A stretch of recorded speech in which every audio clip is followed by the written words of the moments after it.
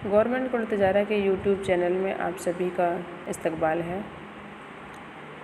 BA third year का एक topic है फोर्ट विलियम कॉलेज की अदबी खिदमात। आज हम उसी के बारे में जानेंगे और उसी पर चर्चा करेंगे। उर्दू नस्र के आगाज़ व इर्तिका में फोर्ट विलियम कॉलेज की खिदमात को अव्वलियत भी हासिल है और अहमियत भी, क्योंकि इससे पहले उर्दू अदब बड़ी हद तक शायरी तक ही महदूद था। अदब की तारीख़ में ऐसी मिसालें नायाब नहीं तो कम ज़रूर हैं कि जो कदम महज सियासी और तिजारती फ़ायदे के लिए उठाया गया था, वो ऐसा पायदार नक्श छोड़ गया जो अदीबों की आइंदा नस्लों के लिए मशाल राह साबित हुआ। और ये काम फोर्ट विलियम कॉलेज ने किया।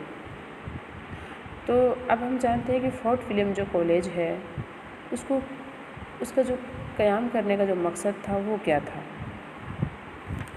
हिंदुस्तान में ईस्ट इंडिया कंपनी के क़याम के साथ ही अंग्रेज़ मुलाजिमीन को मुकामी लोगों से राब्ता बढ़ाने के लिए देसी ज़बानों के इल्म की ज़रूरत महसूस हुई, ताकि कंपनी का दायरा वसी हो सके।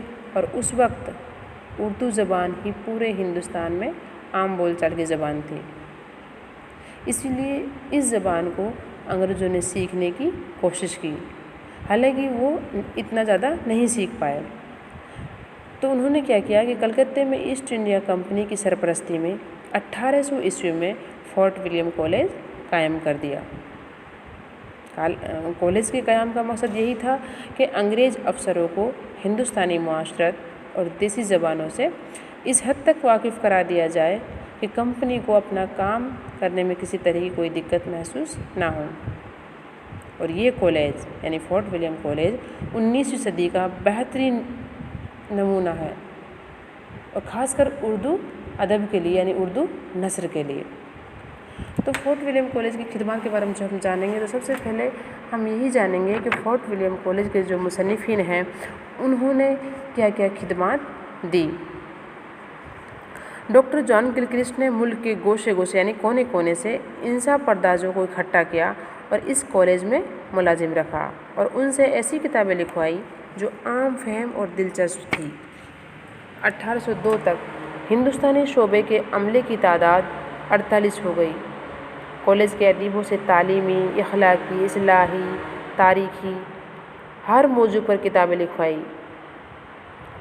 एक जगह मीर अमन लिखते हैं कि गिलक्रिस्ट ने फरमाया, यानी गिलक्रिस्ट ने मीर अमन से कहा था कि इस किस्से को, क्योंकि मीर अमन ने बागो बहार लिखी थी, ठेठ जो टकसाली ज़बान जो होती है, आम बोलचाल की जो ज़बान होती है उसमें लिखी थी। तो जो बागो बहार का दीबाचा है उसमें मीर अमन लिखते हैं कि गिलक्रिस्ट ने उनसे क्या कहा था। गिलक्रिस्ट ने फरमाया, इस किस्से को ठेठ हिंदुस्तानी ज़बान में जो जहाँ के लोग हिंदू, मुसलमान, औरत, मर्द, लड़के, बाले, ख़ास वो आम आपस में बोलते चालते हैं, तर्जुमा करो।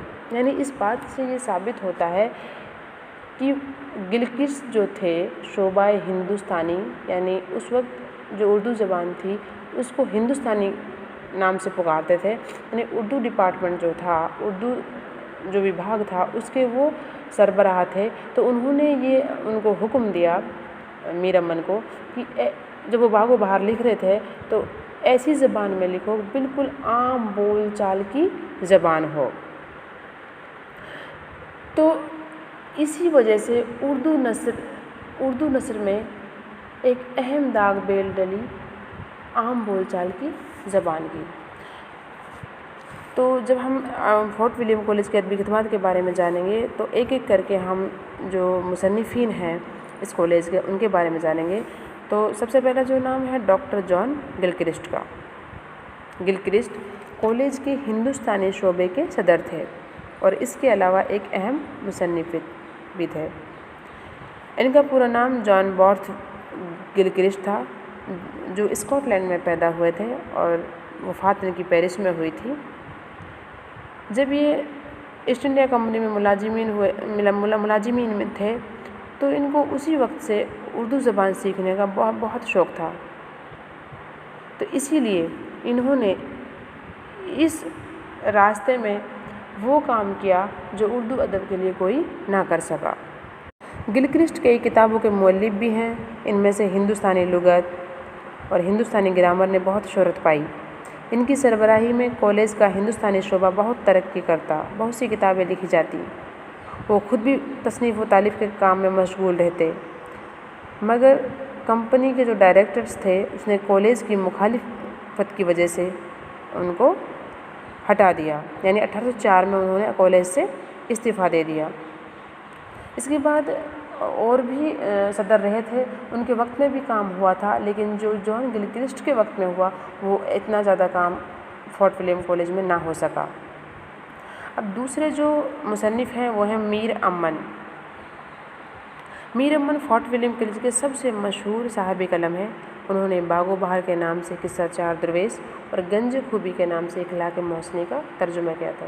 حالانکہ ان سے پہلے بھی قصہ چار درویش کا ترجمہ میر عطا حسین تحسین کر چکے تھے، لیکن انہوں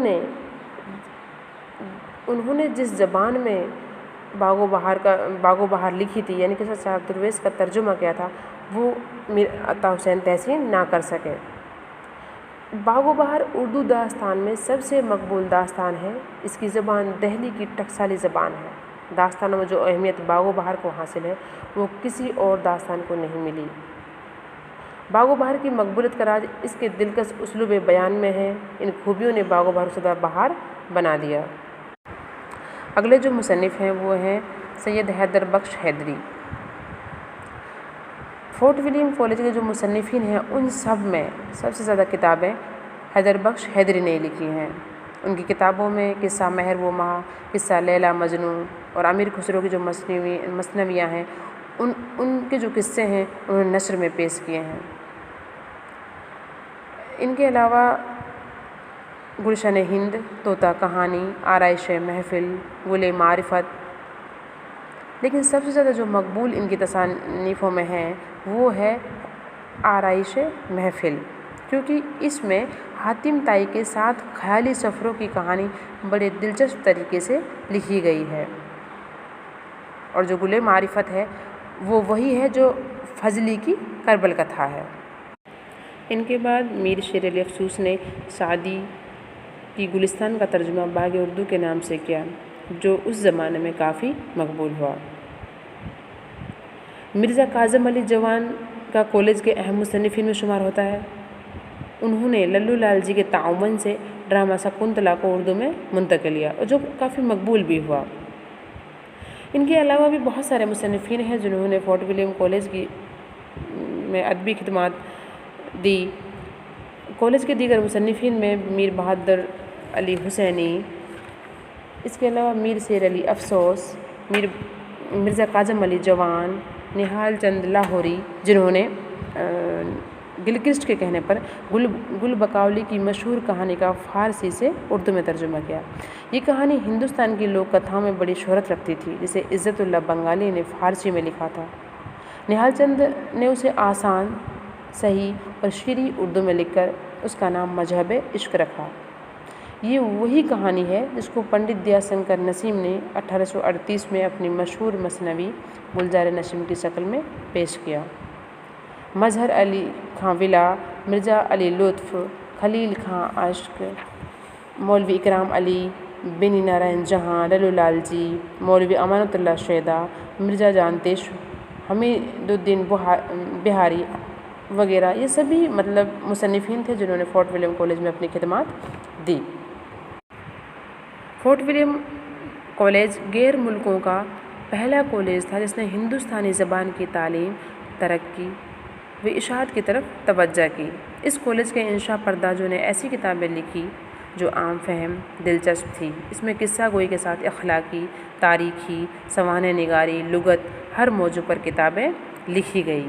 اس طرح بہترین سرمایہ جمع ہو گیا اور ساتھ ہی دوسری زبانوں کی تصانیف کا ترجمہ اردو میں کروایا گیا۔ اپنی مختصر سی مدت میں فورٹ ولیم کالج نے اردو ادب کی ترقی کے لیے جتنی کتابیں تصنیف و تالیف یا پھر ترجمہ کی، اتنی کتابیں پورے ملک میں نہیں لکھی گئی۔ زبان و بیان کی شیرینی کے مقابلے میں تو کوئی کتاب ایسی نہیں جو ان کتابوں کا مقابلہ کر سکے۔ ہندوستان میں یہ پہلا علمی و ادبی ادارہ تھا جس نے تعلیم کے ساتھ ساتھ تصنیف و تالیف کو بھی اپنا نصب العین بنایا۔ لیکن 1804 में जब जॉन गिलक्रिस्ट ने इस्तीफ़ा दे दिया, इनकी जगह कप्तान टॉमस रॉबक ने ली। उस ज़माने में भी तस्नीफ़ व तालीम का काम जारी रहा, लेकिन ईस्ट इंडिया कंपनी ने 1854 में इस कॉलेज का ख़ात्मा कर दिया। इस मुख्तसर सी मुद्दत में इस कॉलेज ने उर्दू ज़बान व अदब, खासकर उर्दू नस्र के मैदान में काबिल ज़िक्र इजाफ़ा किया। जहाँ इस कॉलेज में बेशकीमत किताबों का सरमाया जमा हुआ, वहीं वो मामूली मुसन्निफ़ जो दिल्ली और लखनऊ के माहौल में सिर्फ इधर उधर भटक रहे थे, वो फोर्ट विलियम कॉलेज के नए माहौल में एक नए उसलूब के बानी बन गए। आज फोर्ट विलियम कॉलेज को 200 साल से ज़्यादा हो गए हैं। इसके बाद भी फोर्ट विलियम कॉलेज की खिदमत को हम फरामोश नहीं कर सकते। अगर ये कॉलेज बाकी रहता तो हमारी ज़बान का दामन बेशकीमत तसानीफ़ से भरा होता।